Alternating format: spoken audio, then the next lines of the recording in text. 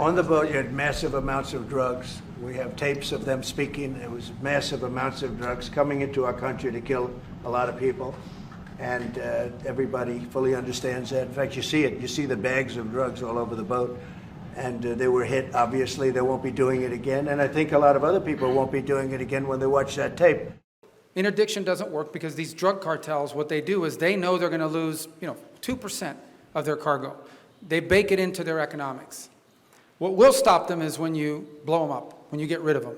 So they were designated as what they are narco-terrorist organizations. So the same information and the same intelligence mechanisms with maybe a higher focus was used to determine that a drug boat was headed towards eventually the United States. And instead of interdicting it on the president's orders, he blew it up. The message that they're sending here is that there's been a paradigm shift in how the United States will do security in the Western Hemisphere. I think in past administrations, both Republican and Democratic, we've had administrations keen on security partnerships in the region and working through partners to try to increase security cooperation. What I think is happening now is the United States is taking a more unilateral approach. They're looking at the results of the last several decades of security cooperation and seeing that things have come up short, as the president has said. Drugs continue to pour into our countries, criminal organizations still manage to weaken governments in the region, and security is still a massive challenge for many countries. So this is a much more unilateral approach. It's a much more robust posture, but I wasn't surprised because that naval deployment is generational in its composition, and it's there for a reason. It's there to take action. The difference, however, is just the robustness of the action. There was no Coast Guard asking to board a ship. There was no Coast Guard rules of engagement where a ship would have a chance to surrender or have its engines shot out and then it would be boarded. There was simply a strike without really asking for a vessel to give up. And I think the message from the administration there is these are foreign terrorist organizations. The rules of engagement have changed. And it'll happen again. Maybe it's happening right now. I don't know. But the point is, the President of the United States is going to wage war on narco-terrorist organizations. This one was operating in international waters, headed towards the United States to flood our country with poison. And under President Trump, those days are over.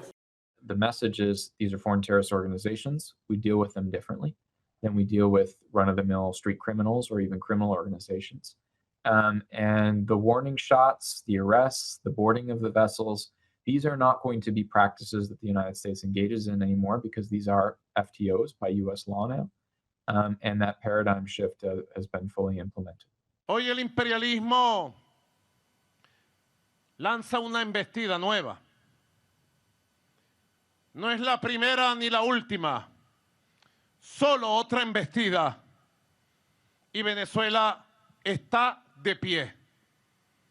Y les digo, Venezuela va a seguir de pie, con serenidad, con firmeza, con fe inquebrantable en la victoria y en paz.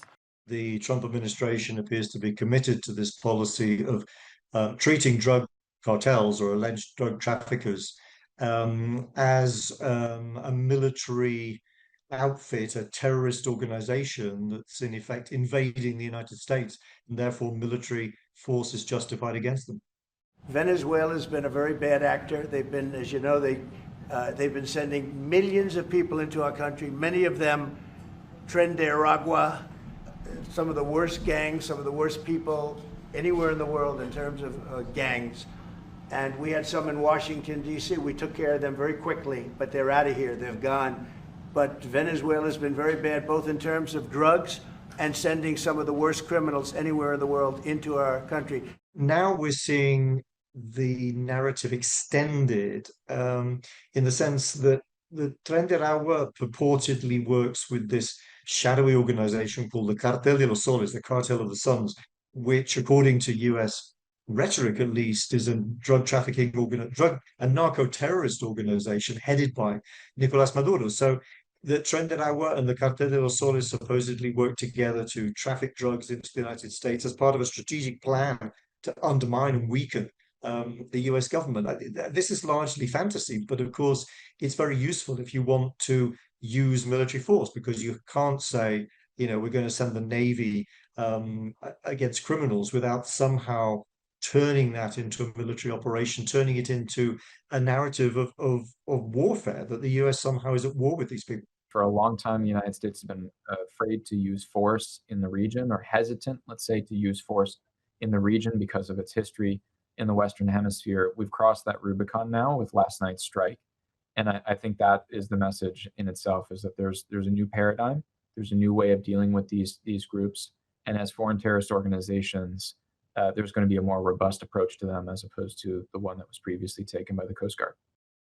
The Trump administration is trying to reset relations with the hemisphere. It's focusing a lot more on Latin America than most past administrations have. And in some ways, this harks back to the era of gunboat diplomacy when the US would intervene in more or less anywhere it felt like, certainly within the Caribbean basin, with troops, with ground troops, and occupy neighboring countries. I don't think we're going back to that.